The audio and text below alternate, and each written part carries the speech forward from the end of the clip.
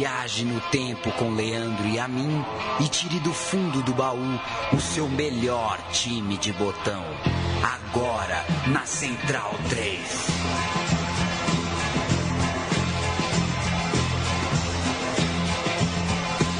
Olá, este é o programa Meu Time de Botão. Eu sou o Leandro Amin, ao meu lado Paulo Júnior. Como está você? Bem.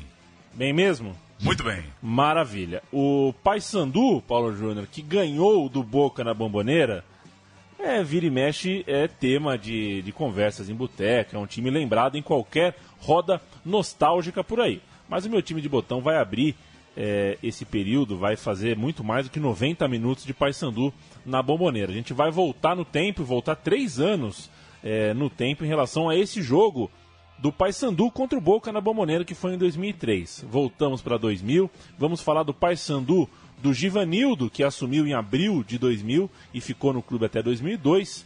E a homenagem é ao Paysandu de 2000 até 2003, época em que o Paysandu enfileirou taças, Paulo Júnior. É isso. Voltando a contar, voltando a falar de um clube que, né, a gente admite não ser tão próximo da história. A gente está falando aqui de São Paulo. É uma coisa legal também do programa resgatar histórias que não são do eixo, como diria o outro. E todo mundo vai ter alguma lembrança sobre esse Paysandu, principalmente do jogo citado por você. Eu tenho uma boa. Eu vou guardar para a hora ideal. Tricampeão paraense, campeão brasileiro da Série B, campeão da Copa Norte e da Copa dos Campeões de 2002, e um time que reuniu colocou na prateleira afetiva do torcedor do Paysandu alguns ídolos, como por exemplo Yarley, Rob Gol, Sandro Goiano. E para falar sobre esse time a gente tem via Skype o Pedro Loureiro de Bragança. Ô Pedrox, ô Loureiro, como é que tá? Saudações bicolores, Leandro, Paulo Júnior. Cara, eu sempre quis participar, ouvir essa musiquinha do time de botão. E, quando eu escutava, eu lembrava, tenho que falar um dia desse time do mestre Givanildo de Oliveira, inesquecível nos nossos corações. Dá pra falar que foi o melhor Paysandu da história, ô Pedrox? Rapaz, é o maior Paysandu de todos os tempos da vida e da história e do universo e tudo mais. Beleza. E pra gente dar o ponto de partida, vamos falar de 3 anos de Paysandu.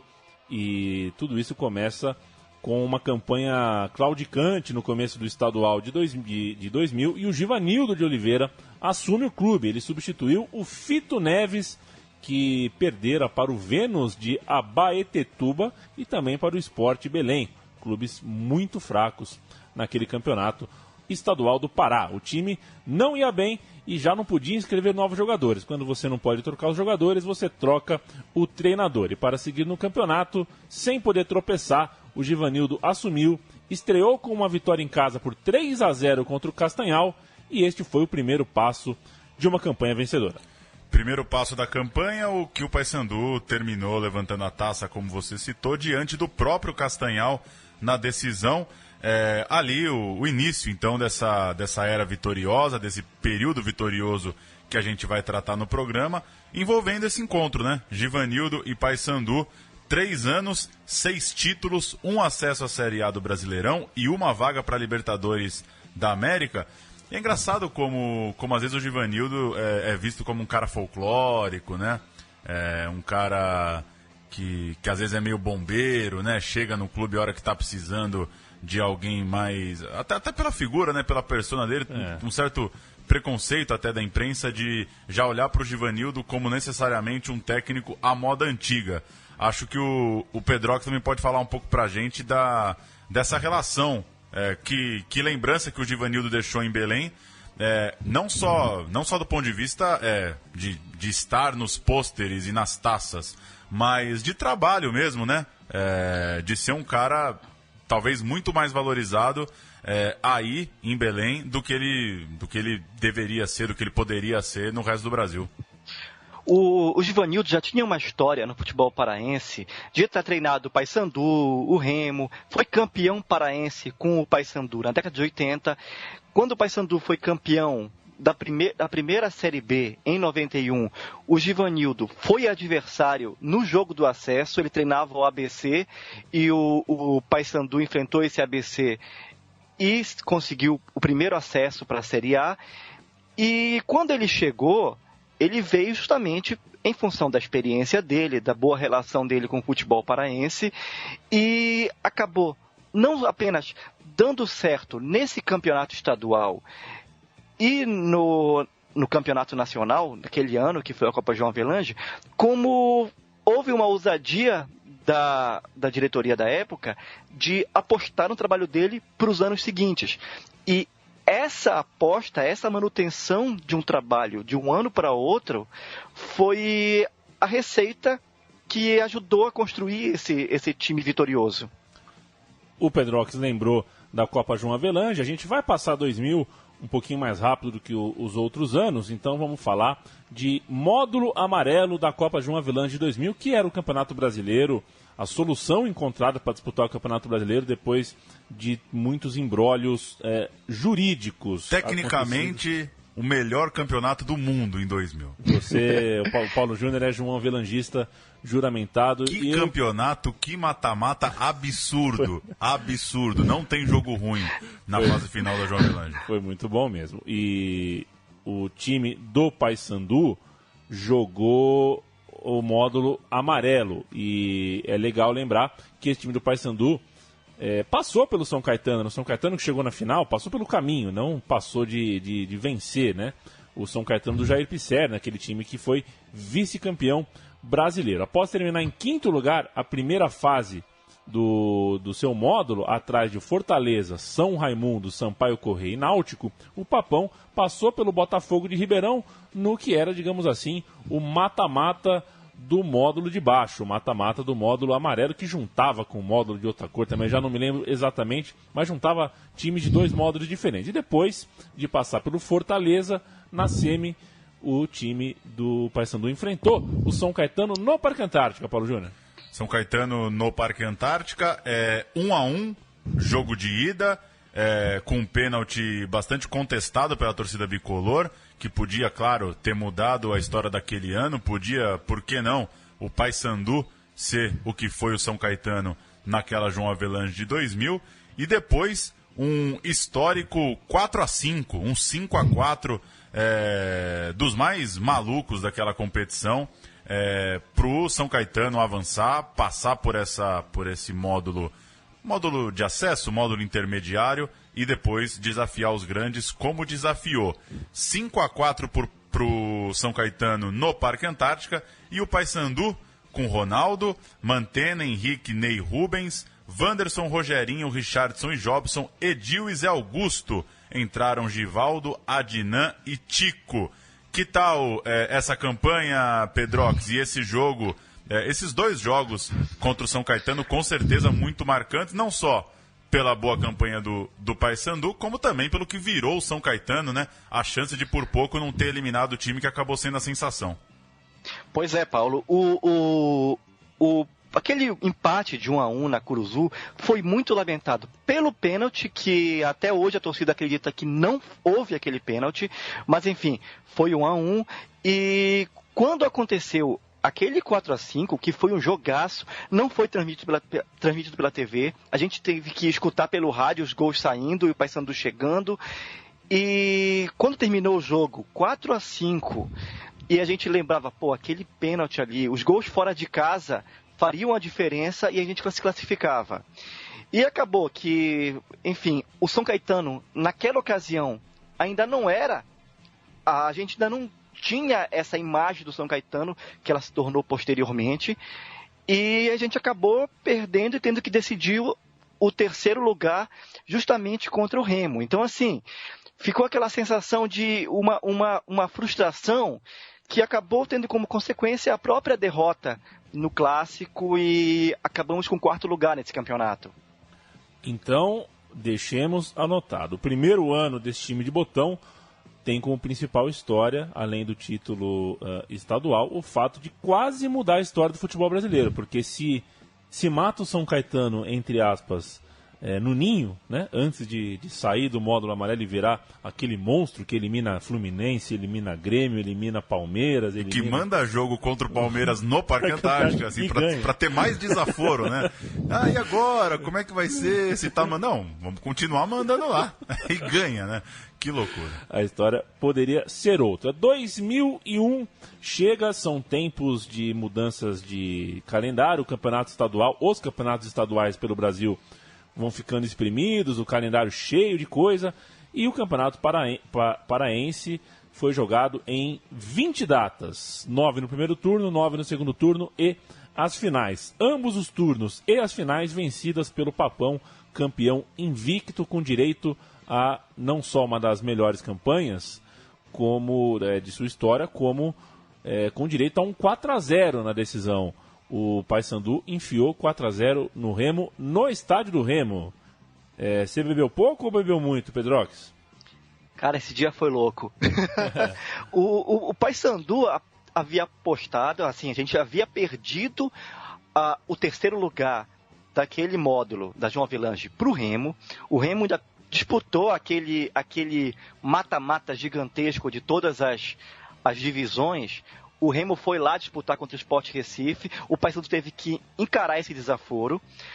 O Remo, depois que aconteceu isso, eles entraram no imbróglio judicial para tentar disputar a Série A de 2001.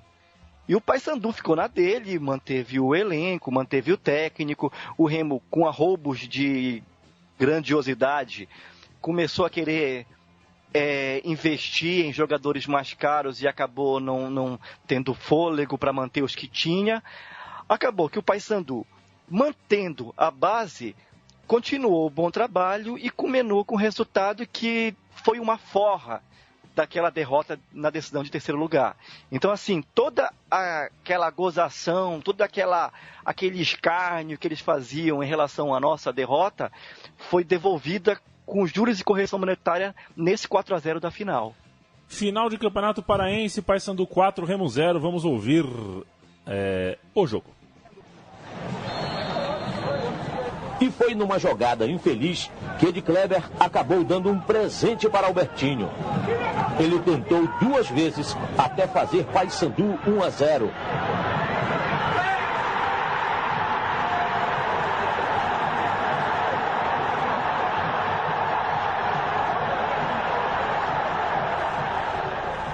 Não demorou muito e André Duarte surpreendeu o goleiro Fabrício, Paysandu 2-0.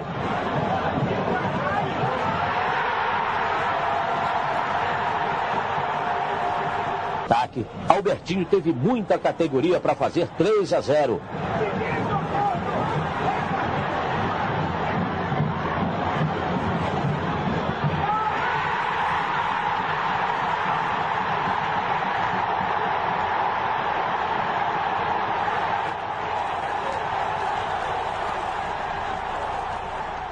O quarto gol bicolor saiu na falta cobrada por Gino.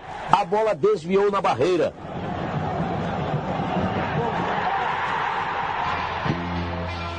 A gente ouviu esse 4-0 e o Paysandu pôde comemorar naquela época o fato de ter vencido 2 vezes por 4-0 o maior rival, na casa do maior rival.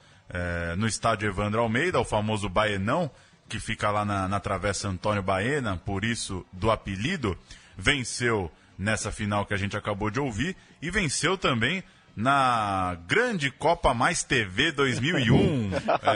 Agora, tá muito boa aqui o roteiro, que assim, a Copa Mais TV 2001, também conhecida como torneio paralelo, mas assim, uma Copa que chama Mais TV, não precisa ter apelido nenhum, né? Exato. Copa Mais TV, o que foi isso, Pedro? A Mais TV era a representante paraense da TVA. Não sei se existe TVA. E criou esse torneio porque no ano anterior eles tinham direito de transmissão do Campeonato Paraense para 2 clubes, Paysandu e Castanhal. Os outros clubes, quem tinha direito de transmissão era a TV Liberal, que era afiliada da TV Globo aqui em Belém, que é afiliada da TV Globo em Belém.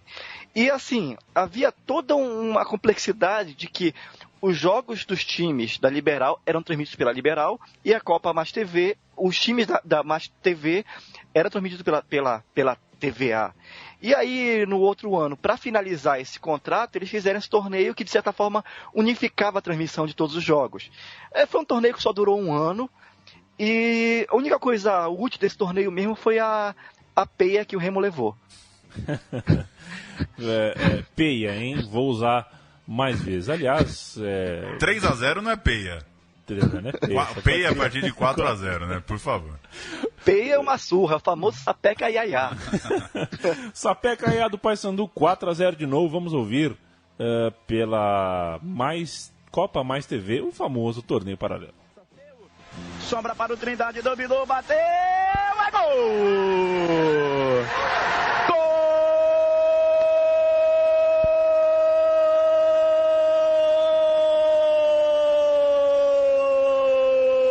Gol do Paysandu! Zé Augusto domina, vai entrar na área, tem a marcação ali do Maracanã, ele tocou, sobrou para o Wanderson, bateu, é gol! Gol, Samuel! Gol!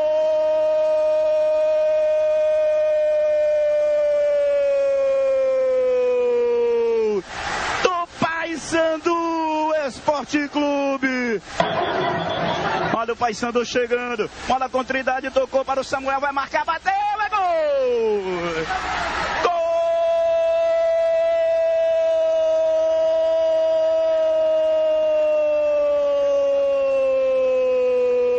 Gol! Do Paysandu Esporte Clube. Olha o Paysandu chegando. Bola com Zé Augusto, tocou para o Samuel, bateu! A bola subiu, linha de fundo. Olha o Remo chegando, o William bateu, defendeu o Júlio César. Olha o Gino, bateu o rasteirinho. A bola vai sobrar ali no meio para o Zé. Trindade bateu, é gol! Eu perdi a conta aqui, pra mim foi 5 gols. Teve muito gol. Pra mim tá 5-0 esse jogo aí. O Paysandu também disputou a Copa Norte, onde chegou como, além de estar invicto no campeonato estadual, ali perdeu só um jogo, perdeu para o Nacional, inclusive perdeu em casa para o Nacional, mas classificou-se com folga no seu grupo para depois enfrentar o River do Piauí na semifinal, 2-2 e 2-0 se classificou, e pegou o São Raimundo na decisão. Foi 1-0 lá, 1-0 cá, mas o São Raimundo tinha a melhor campanha e por isso se sagrou campeão. Guardem essa informação de São Raimundo e Paysandu na decisão, porque isso vai ser útil mais pra frente. E é muito gostoso, né, quando você perde uma final pela melhor campanha, né? Pô, nada mais frustrante do que perder uma final. Não sou favorável desse tipo de regulamento. Cada um ganhou uma, ou vai pros pênaltis, ou faz uma prorrogação, vê o que dá. E o mais interessante dessa campanha, talvez o mais comovente, é que uma cena que é inesquecível para a torcida do Paysandu foi logo que terminou o jogo, o capitão do time, o Gino, dá uma entrevista aos prantos, assim, a gente vê as lágrimas doídas dele falando sobre essa derrota, sobre esse resultado, e como na nossa concepção de torcedor, a gente acredita que esse sentimento foi importante para construir o caráter daquele super time daquele ano e dos anos seguintes. Esse caráter já estava sendo formado e o time que jogaria 2 anos depois na Bombonera começava a se formar para valer. O Vandi, que chegou nesse Paraense de 2001, foi muito criticado, contestado no começo, até engatar a sua melhor forma mais para o fim da temporada e brilhar especialmente no momento chave da Série B, que falaremos daqui a pouco. E do time que a gente já escalou aqui, aquela formação de 2000, o Ronaldo, o Wanderson, o Rogerinho, o Jobson e o Zé Augusto permaneceram no elenco. Veio a Série B, Paulo Júnior.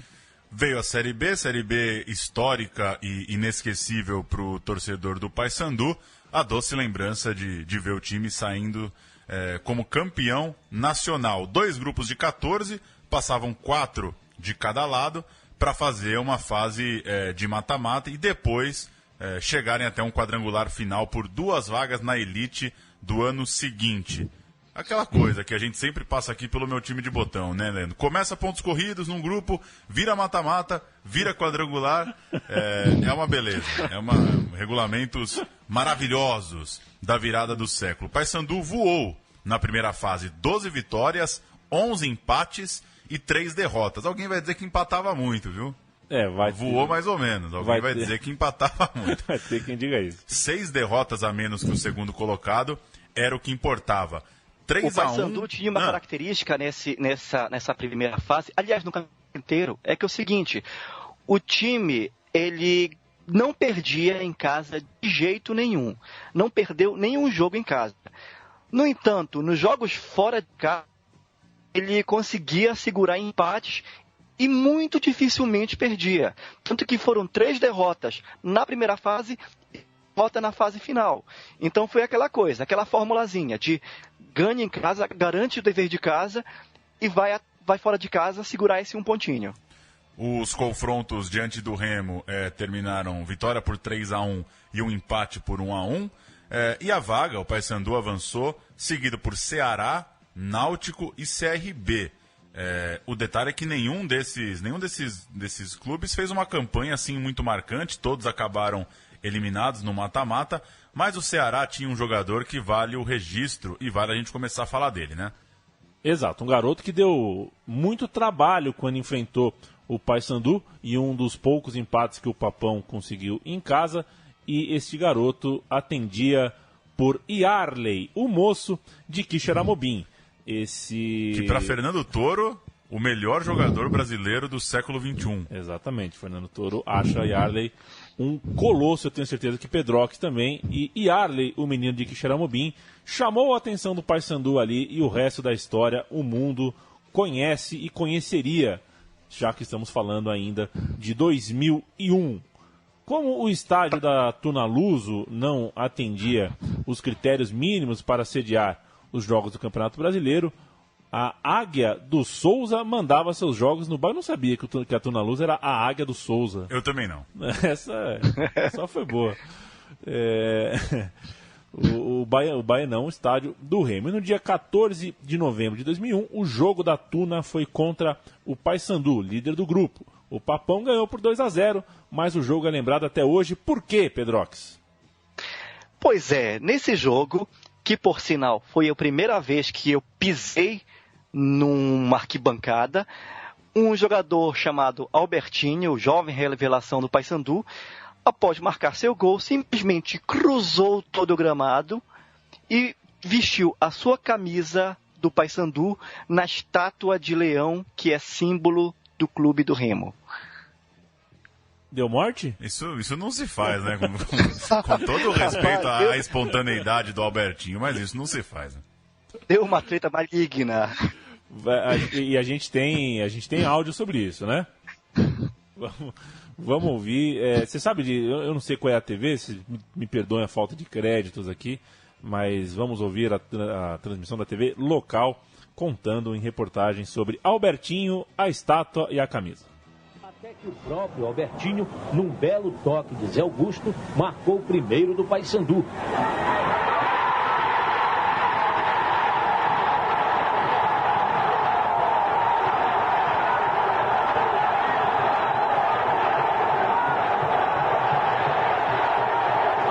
Comemoração, uma atitude nada simpática ao Remo, o dono da casa. Albertinho atravessa o campo e põe a camisa do Paysandu no leão azul, o símbolo remista no Baianão.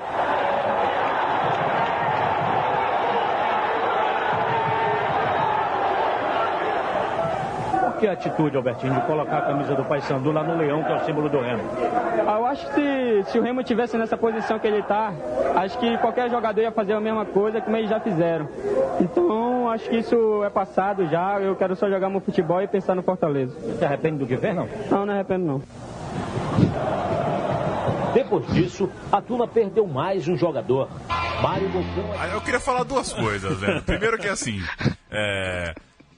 Isso é passado, o cara acabou de fazer a cagada e isso é passado, assim, não, é muita cara de pau. E o segundo, a gente acabou de ter uma final de beisebol, né? Que todo mundo parou pra assistir por causa, né, Não pelo beisebol, né? É por causa de uma história, né? E que mostra que as grandes histórias, né, mobilizam. Você já pensou se fosse nos Estados Unidos isso? Ia ter a maldição do Albertinho, o leão Albertinho, ia ter um artigo no Wikipedia, assim, a maldição de Albertinho no Bainão, de páginas e páginas. É uma baita de uma história e que poderia... Eu não conhecia, imagino que quem conheça mais do futebol paraense provavelmente conhecia, claro, mas daquelas histórias que mereciam... mais lendas e mais mitos, e um dia alguém vai contar que depois daquilo nunca mais um lateral jogou bem no Remo, que amaldiçoou o lado do campo, enfim, belezura de história. O que foi feito na prática foi uma lavagem simbólica da estátua no dia seguinte, dia de jogo do time da casa do Remo, e derrotas eternas, né? O Remo perdeu esse jogo, o jogo da lavagem. E tá aí pra ESPN, né? Aquela série 30x30, né? Contar a história da maldição de Albertinho e ver como que isso repercutiu na vida do Remo. Quartas de final. E é importante ressaltar também que o Albertinho, a carreira dele nunca deslanchou. E a do Remo também. Pois é. Então é uma maldição dupla, né? O leão amaldiçoou todo mundo. Quartas de final. O rival era o União São João, clube aqui do interior de São Paulo, que teve uma fase bem interessante nessa época. Um pouco antes. Na verdade.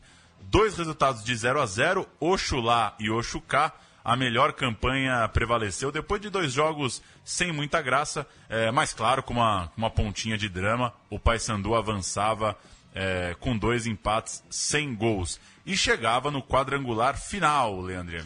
Um quadrangular final que, para refrescar a memória do amigo ouvinte, entrou para a história por causa do fatídico Figueirense e Caxias, um jogo que teve invasão de campo antes do apito final, o jogo já estava ganho, aí o juiz deu o jogo por encerrado, mas não tinha encerrado, e aí foi para os tribunais e o jogo ficou no contest, né? O jogo ficou sem um placar, foi dado... Figueirense e Caxias entraram na justiça, um dia o Caxias estava na primeira divisão, outro dia o Figueirense, no fim das contas quem subiu mesmo foi o Figueirense. O Paysandu estava nesse grupo e não tinha nada com isso. Leandro? Oi. A penúltima rodada, o Paysandu foi para Caxias com chance de garantir o título e o acesso com uma rodada de antecedência. O Paysandu chegou em Caxias, não se intimidou, botou logo 3-0 no cenário logo no primeiro tempo. Acontece que nada é fácil para o Paysandu e o time levou um gol antes do intervalo. E no segundo tempo aconteceu uma virada histórica e dramática de 4.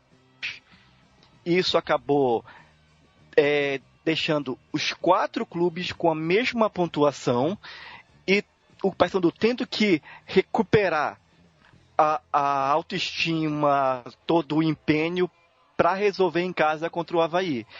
E foi um dos momentos que trouxe uma motivação para o mesmo após a derrota, um resultado trágico, um resultado inesperado, a torcida foi para o aeroporto, lotou o aeroporto. Opa! E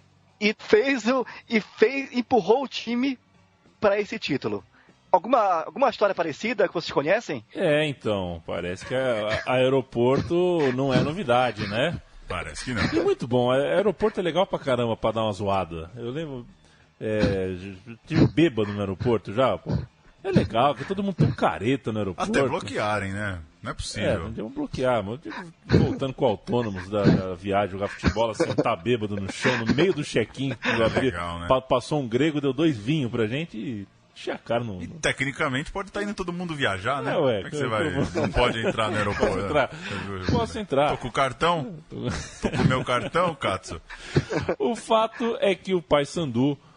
na última rodada, com 4-0 na Avaí, era um time que gostava de 4-0, hein? O Paysandu, como é que é o nome? Peia. Gostava de dar peia. Foi 4-0 na Avaí em casa, e com esse 4-0 se sagrou campeão brasileiro da segunda divisão. A gente vai ouvir o primeiro gol do Paysandu na final contra o Avaí. A narração é da Rádio Clube. É isso aí que vai acontecer. Capricha, garoto. Autorizou, giro na bola. Gol, gol, gol, gol, gol, gol, gol, gol, gol, gol, gol, gol. Gol, gol, gol, gol, gol, gol, gol, gol, gol.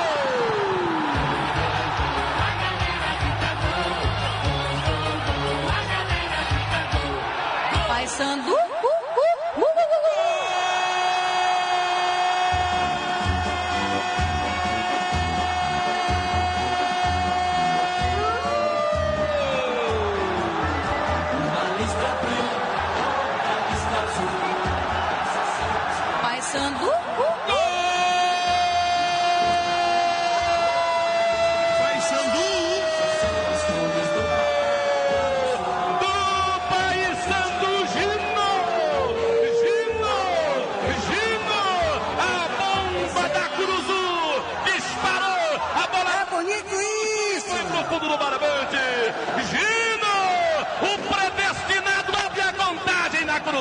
Decorrido 25 minutos de luta, etapa inicial de espetáculo. Eu pedi, ele foi lá e meteu lá dentro. Agora no placar. Aí falam que a gente é nostálgico, né, Leandro? Mas você sai dessa narração e aí pensar que o torcedor do Paysandu esse ano tá vendo 38 jogos no Premier, com todo respeito aos colegas narradores, comentaristas, tem muita gente que é um sono nesse Premier, ainda mais alguns times de Série B que não pegam, né, narradores, comentaristas dos principais. E que narração, hein? Que beleza. Eu tô imaginando esse gol do Gino, eu só consigo imaginar uma bolada. Mas soltou um canudo, assim, que a bola furou a rede, foi que foi. E hoje em dia ia ser, né, foi replay pra ver se foi pênalti, aquela coisa. Valeu o resgate aí da narração. Registrar a escalação do jogo final. Marcão, Luiz Fernando, Gino, Sérgio e Lino. Sandro, Rogerinho, Luiz Carlos e Jobson, Zé Augusto e Van Dijk, o técnico, claro, Givanildo Oliveira. E a curiosidade e uma informação importantíssima sobre Lecheva. O Lecheva vai entrar em cena agora e eu quero que Pedrox fale sobre. Lecheva é o que a gente chama de Lecheva aqui. É Lecheva aí. Dizem que é Lecheva por causa daquele sapato Lecheval, sabe? Aquela empresa de sapato. E é um meio de campo que ele foi muito importante na definição de alguns resultados. Uma das vitórias, que foi contra o Figueirense na Curuzu, o meia fez um gol de cabeça e comemorou com um gorrinho azul e branco de Papai Noel, que já era perto do Natal. E o meia Lecheva, ele tinha um olhar levemente inclinado para a direita, sabe? Tipo uma cara de dó, que você olha assim de lado, assim meio triste. E isso, ele, sim, em função de um acidente automobilístico que ele sofreu alguns anos antes. E todo mundo pensava que esse problema físico, pescoço todo, sei o quê e tudo mais. Recentemente, isso tem uns 3 ou 4 anos, ele fez um tratamento e normalizou. E, na verdade, o problema dele não era no pescoço, era no eixo da visão que era inclinado. E ele tortava o pescoço para ter uma visão normal. A gente está falando aqui, então, do Lecheva, que olha que coisa linda, o craque do pescoço torto. Não, e você não sabe a última. O Wikipedia do Lecheva, naquele apelido, Lecheva, claro, e Guardiola do Pará. É brincadeira, né? É brincadeira. Será que tem muito apelido aqui no Wikipedia que alguém inventa, né? Eu duvido que o Pedrox, um dia descendo os degraus ali da Curuzu, ouviu alguém falar que era o Guardiola do Pará, né? Porque não faz sentido nenhum. Na verdade, isso aconteceu porque em 2012 ele foi o técnico do Paysandu pro acesso à Série B. Sim. Então, em algum momento, alguém, num surto de felicidade, decidiu, é o Guardiola. É o Guardiola, é o Tic-Tac, é o Pikachu, é o caramba, então virou o Guardiola do Norte. Então falha minha, eu pensei que era Guardiola por causa da bola, é por causa da gravata, é pelo que ele fez fora de campo. Ainda assim o apelido continua, Lecheva é um apelido muito mais simpático. E já adiantando o quadro botão por botão aqui, já falamos do Lecheva, vamos falar também do Van Dijk, porque ele precisa estar coladinho com a fase final da Série B, já que o monstro saiu da jaula, sobretudo no quadrangular final. Ele jogou muita bola, foi o grande nome do time na reta final do acesso e também da conquista do título brasileiro por parte do Paysandu. Ele fez 8 gols nos últimos 6 jogos. Isso definitivamente não é pouca coisa. Ele fez 2 jogos na partida final contra a Havaí. Esse jogo que a gente viu a narração do primeiro gol, do Gino, ele fez 2. E, portanto, um jogador ainda por cima artilheiro na hora certa, um jogador com estrela. Ele também marcou 3 gols na decisão contra o Cruzeiro na Copa dos Campeões de 2002, que é o que a gente vai falar daqui a pouquinho. Vale lembrar que o Van Dijk é tão importante, mas tão importante que em 2012 foi eleito presidente para o biênio 13-14 e é reconhecido até hoje como um dos melhores presidentes que o clube já teve. Então, um caso raro de jogador que vira um cartola realmente bom, realmente importante na reestruturação administrativa que o Paysandu precisava. 2002, Paulo Júnior. 2002, diz o roteiro, foi um arregaço.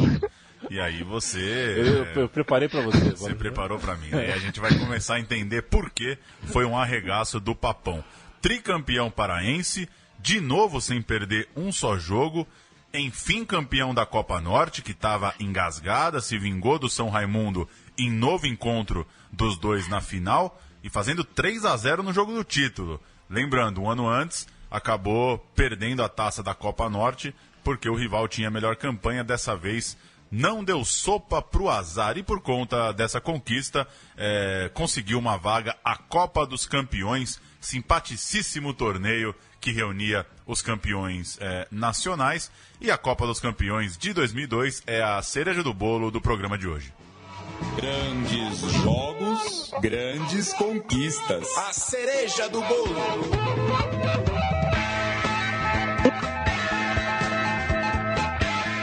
Aí, né, o camarada, o Rodrigo Borges, que ouve o meu time de botão andando pelas ruas da Itália, estava em Como semana passada e vai se perguntar, como é que a cereja do bolo não é a Bombonera? A cereja do bolo não é a Bombonera. Torcedor de futebol sabe do seu time mais do que qualquer um. E pro Paysandu foi legal ser campeão, né?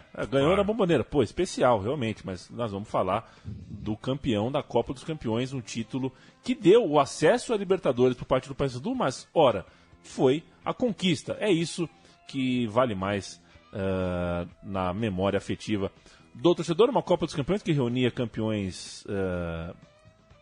Os campeonatos estaduais estavam tentando não morrer, né? Então rolou uma regionalizada e como houve uma expansão de vagas na Copa Libertadores, a Copa dos Campeões classificava time para Libertadores. E uma retomada dos regionais, né? Por exemplo, aquele Rio-São Paulo maior, né? Exato. Uma volta de umas Suminas ali na época e tal. E eram 4 grupos de 4 regionalizados, ou seja, todos os jogos do grupo numa sede específica, e o grupo A era em Belém, com o Paysandu ao lado de Fluminense, Náutico e Corinthians. O Paysandu teve o calor da torcida nos 3 jogos, já que a sede foi o Mangueirão. Jogou naquele colosso, aquele estádio imenso, alto pra cacete e bonito. O time... o bicolor é ótimo, né? Bicolor é sensacional. Aliás, é sensacional que os rivais têm a mesma cor, azul, né? Ainda que aí cada um tem a sua preferência sobre variações de cor, né? Eu queria depois perguntar pro Pedrox como que se faz isso, né? Se um é azul marinho, outro é azul celeste, essa coisa. A estreia do Paysandu é contra o Corinthians, contra o Alvinegro Paulista. 1-1, gol do Gil para o Corinthians. E olha ele aí, Albertinho para o Papão. Não consta que ele tenha colocado a camisa em ninguém. Depois, novo empate contra o Fluminense, agora sem gols, em uma situação pra lá de inusitada. Um empate quádruplo. Só teve empate no grupo, então tava todo mundo com 2 pontos. E na última rodada, de certa forma, já começava o mata-mata. Chegava a hora de pegar o Náutico. Como você citou, todo mundo tinha chance, claro, o grupo inteiro estava empatado em 2 pontos e o Paysandu conseguiu uma vitória muito difícil na luta por 3-2 contra o Náutico. O gol de Van Dijk aos 16 do segundo tempo foi o que colocou o Papão na dianteira, depois do Cook aos 5 do primeiro abrir o placar e Cláudio aos 28 empatar. Deu jogo bom e o Paysandu como você citou, já era o início de um mata-mata, né? Porque era uma última rodada de grupo com um contorno, claro, de mata-mata pelo raro empate depois de 2 rodadas. Salvador Vandic marcou o gol que abriu os caminhos para a fase final. Paysandu e Fluminense classificados no grupo, Flamengo, Vitória, Cruzeiro e Goiás também classificados nos outros grupos, e o Bahia, o classificado a quem caberia a tarefa de enfrentar o Papão nas quartas de final. O jogo, claro, em Belém, o Paysandu manteve-se em sua sede, e este foi o jogo do Jobson, que marcou o gol da vitória aos 48 do segundo tempo em cobrança de pênalti. Esse pênalti foi indiscutível, né, Pedro? Eu imagino. Olha, o jogo foi assim, era, de certa forma, era um clássico. O Paysandu e o Náutico, eles já faziam uma rivalidade regional do Campeonato Brasileiro e tudo, e foi uma catarse, porque, assim, por mais otimista que a gente fosse, a gente era muito inacreditável que a gente conseguisse chegar na fase de mata-mata, chegar na semifinal. Então, assim, cada fase que a gente passava contra o Náutico, depois contra o Bahia, era assim, pô, só daqui chegar aqui já estamos no lucro. Então, assim, cada jogo era aquela sensação. Chegamos no nosso limite. Será que a gente vai conseguir mais? Semifinal encontrou um gigante, Paysandu e Palmeiras, o time paulista com Nenê, esse mesmo. Abriu o placar aos 13 minutos, fazia um jogo seguro, mas no segundo tempo o time da casa teve minutos para a história. A virada de 3-1 teve cheiro de chocolate, foi um atropelamento do Paysandu para cima do Palmeiras, não deu mais chances para o time paulista e venceu, foi a final com gols de Vandic, Trindade e Albertinho. Como o Pedro estava falando, que cada jogo era um desafio, né, no meio de campeões regionais pelo Brasil. Essa vitória com certeza é marcante, 3-1 para cima do Palmeiras de virada. Há quem diga que foi... Oi, Pedro. Opa, é importante lembrar que quando chegou nesse jogo, o goleiro São Marcos, glorioso, havia chegado da Copa do Mundo e não havia levado gols há muito tempo. Até conhecer Vandic, que abriu o caminho para nossa guindada final. Há quem acredite que o Palmeiras saiu do Mangueirão direto para a Série B. Nem jogou o Campeonato Brasileiro. O rebaixamento foi ali, o Palmeiras foi triturado. A escalação base do time na Copa dos Campeões, antes da gente falar da final: Marcão, Marcos, Gino, Sérgio, Luiz Fernando, Sandro, é o Sandro Goiano, correto?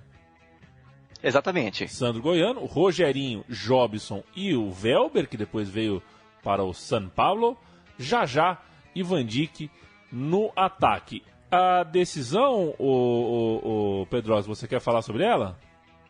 Rapaz, a decisão aconteceu de uma maneira tão perfeita que assim, é um dos jogos mais importantes da nossa vida. Então, o Paysandu vinha fazendo todos os seus jogos no Mangueirão, e aí, para não dizerem, o Paysandu só ganhou porque jogou em casa.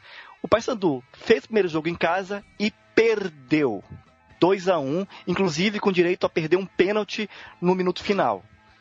No jogo seguinte, foi fora de casa, campo neutro, Fortaleza. O Paysandu tinha uma fama construída alguns anos anteriores de não conseguir sucesso jogando fora de casa, dificilmente ganhava fora de casa, e fez um daqueles jogos memoráveis, não só para o Paysandu, mas para o futebol brasileiro. Foi 4-3, jogando bonito, jogando com vontade, sendo naquele momento o Paysandu era o melhor time do Brasil para todo mundo que assistiu.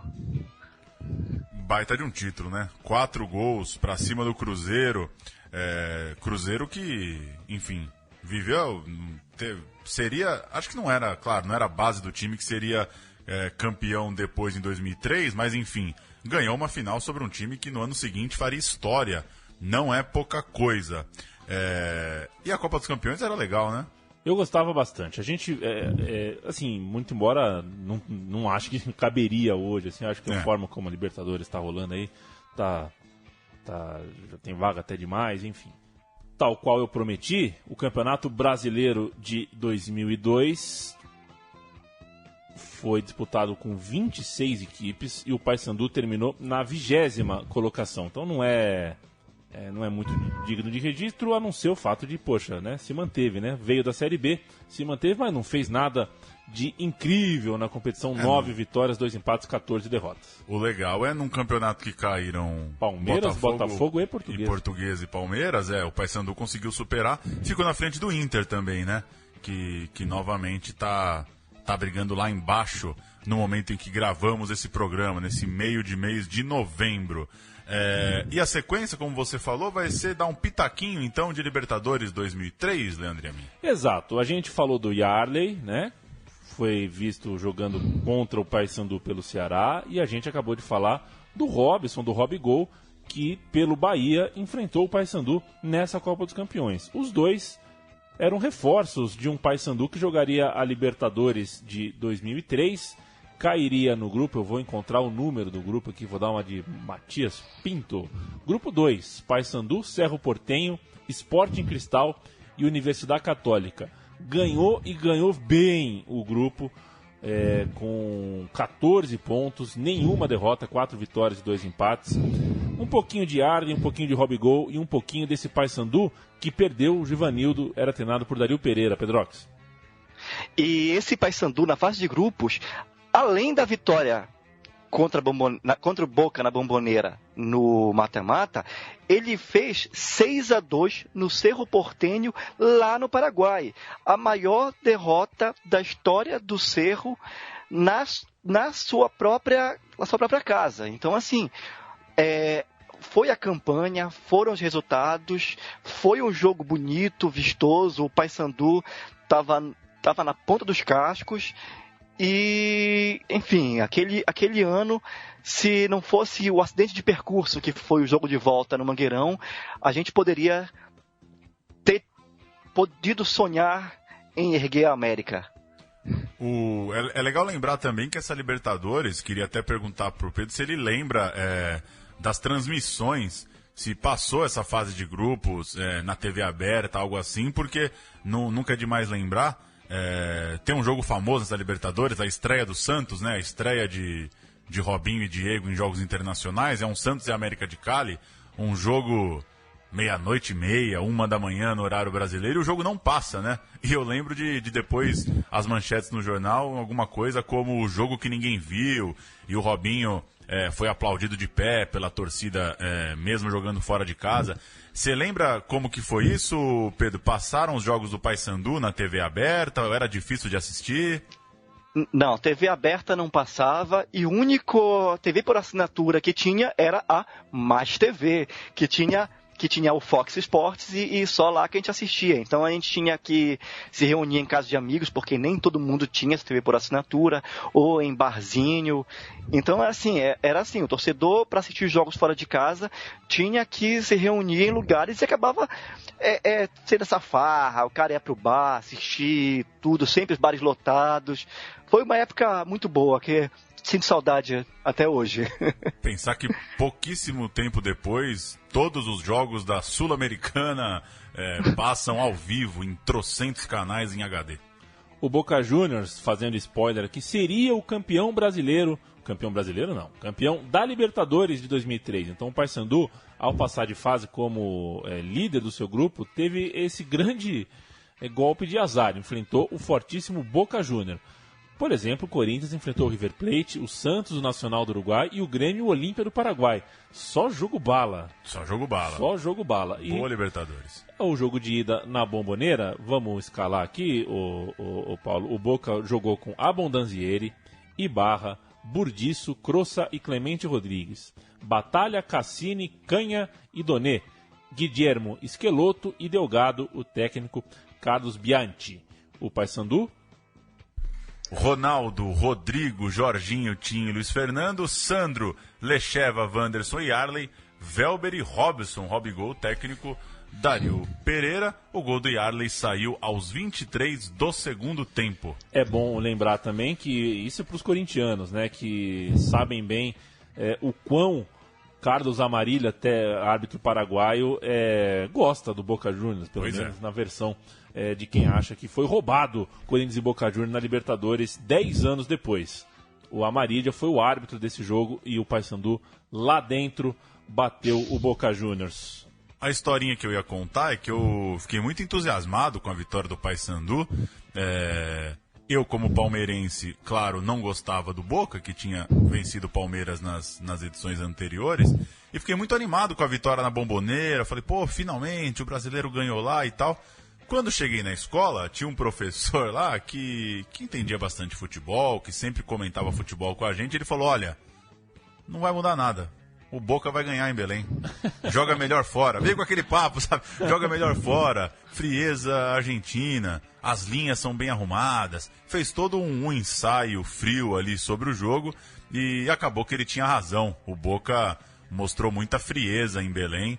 Conseguiu lidar bem com a desvantagem no placar, né? O Paysandu, ele tinha um time titular muito forte. Mas, querendo ou não, as duas expulsões que o Boca ganhou com um jogador a menos. O Paysandu ganhou com um jogador a menos do Boca.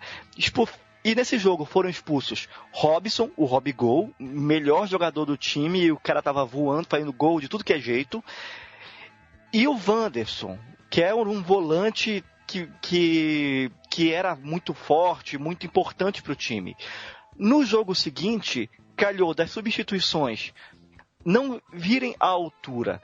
Embora o Van Dijk, um jogador importantíssimo para o Paysandu, entrasse no lugar do Robigol, ele não tinha mais o mesmo vigor físico, a mesma explosão, não era mais aquele jogador de um ano antes. E no lugar do Wanderson, foi o jogador da base, o menino Bruno, que estava vivendo o seu primeiro grande jogo de futebol. E calhou que, em vários momentos, esses dois jogadores, e, lógico, a inquietação do time, o nervosismo, foram decisivos para a derrota final, e que por muito pouco não foi para os pênaltis. A gente vai ouvir narração argentina e narração brasileira de Paysandu 1, Boca 0, o gol do Yarley, e quando voltarmos a gente faz um apanhadinho final do que aconteceu depois dessa eliminação do Paysandu e também o botão por botão, afinal de contas, esses jogadores merecem.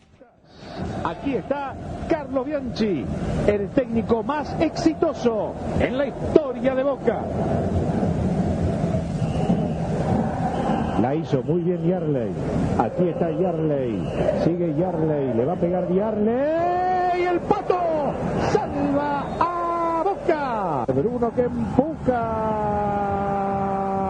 Cuesta para... No había posición adelantada. Yarley. Uy, uy, uy, uy, uy. Gol de Paysandu. Yarley lo hizo. Se vino la noche. Señoras y señores, Barros Esqueroto que acompaña, el Chelo que la tiene, se viene el empate de Boca, el arquero que salva, impressionante lo que hizo Ronaldo quando se gritava. Ele saiu jogando, muita personalidade. O Jorginho na fogueira, hein? Muita personalidade do Jorginho, ele tem criança muito grande aí com o Júnior Baiano, lembra do Júnior Baiano? Irmão, né? Olha a chegada da equipe do Paysandu, disparo, ficou pro lado esquerdo, a chegada é boa, faz o gol, minha lei!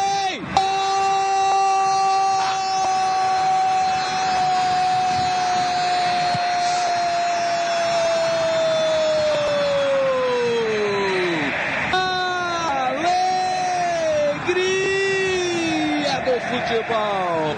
Yarley, número 7. Um laço pro Paysandu. Vamos fazer um rápido resumo da sequência do Paysandu. O clube ainda se manteve na Série A até 2005, caiu para B naquele ano e da B para C em 2006. Fez a pior campanha de sua história na Série C de 2007, foi realmente muito mal, subiu para a Série B só em 2012, caindo novamente no ano seguinte, vivendo uma gangorra. O Paysandu voltou à Série B em 2014 e está lá, se mantém pelo segundo ano consecutivo. É o atual campeão do Pará e também da Copa Verde, ainda está esperando a confirmação da CBF para jogar a Sul-Americana de 2017.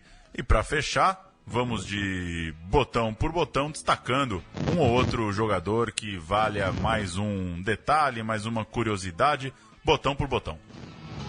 Botão por botão.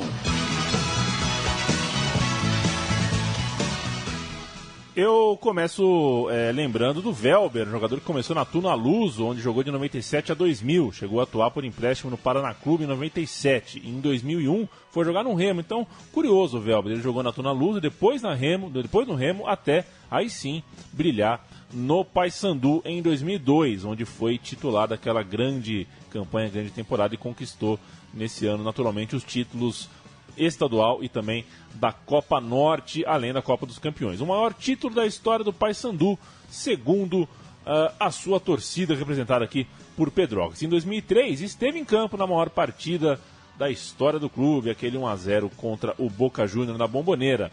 É um jogador que depois que saiu do Paysandu, em 2004 ele veio jogar no São Paulo, não teve mais o mesmo brilho que ele teve naqueles momentos. Então acho que ele representa bem o que foi aquele Paysandu. O auge do Paysandu também foi o auge do Welber. E ele não conseguiu pegar carona no grande São Paulo de 2005, né? Era um coadjuvante ali no título paulista e na Libertadores.